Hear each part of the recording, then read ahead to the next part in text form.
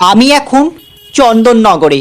এই দেখুন স্টেশনের রাস্তা, আর এই দেখুন বন্ধুরা ফটকগোড়া সার্বজনীন। আপনারা যারা ফটকগোড়া সার্বজনীনের প্রতিমা দেখতে আসেন নিশ্চয়ই চিনতে পেরেছেন সেই মায়ের স্থায়ী নাট মন্দিরটি। তো আমি আস্তে আস্তে রাস্তা পেরিয়ে সামনের দিকে যাওয়ার চেষ্টা করছি, মানে মায়ের মন্দিরে প্রবেশ করার যে প্রবেশ পথ, সেই মূল ফটকের দিকে যাওয়ার চেষ্টা করছি। এই দেখুন বন্ধুরা বিপ্লবী রাসবিহারী বসুর মূর্তি রয়েছে।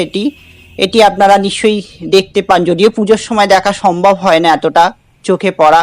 আর এই দেখুন গেট বন্ধ রয়েছে, তো যে জন্যে হ্যাঁ বন্ধুরা দেখুন মা জগদ্ধাত্রী আস্তে আস্তে সেজে উঠছেন নিজের মতো করে। আর হাতে মাত্র 3টি মাস, তারপরই মা আসবেন হৈমন্তিকা। আর দেখুন বন্ধুরা আমি জুম করে দেখাবার চেষ্টা করছি, কি অপূর্ব সুন্দর প্রতিমা হয় আপনারা নিশ্চয়ই জানেন। মায়ের এখন 1 মেটের কাজ সম্পূর্ণ হয়েছে। আর এই দিকে একটি চাতাল রয়েছে, এখনও মায়ের দেখতে পাচ্ছেন হাতে পায়ের পা এগুলো লাগানো হয়নি। তো আমি চলে এলাম অন্য গেটের দিকে, যেদিক দিয়ে বেরোনো হয় আপনারা নিশ্চয়ই জানেন, বাহির পথের দিকে। আর আপনারা তো জানেনই যে কি বিশাল আকার প্রতিমা চন্দননগরে হয়, সেটা তো আপনারা জানেনই।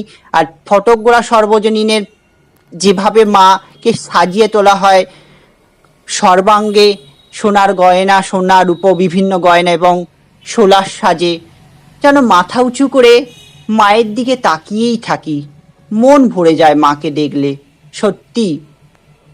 আর চন্দননগর মানেই আপনারা জানেন জগদ্ধাত্রী পুজোর বিখ্যাত, জগৎজোড়া খ্যাতি এই জগদ্ধাত্রী পুজো।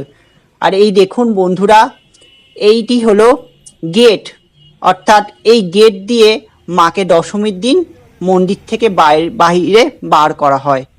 আর এখানকার একটি বিশেষত্ব আছে, প্রত্যেকটি প্রতিমাই কিন্তু নিজ নিজ মন্দিরে তৈরি করা হয়। তো আবার দেখা হবে নতুন ভিডিওতে।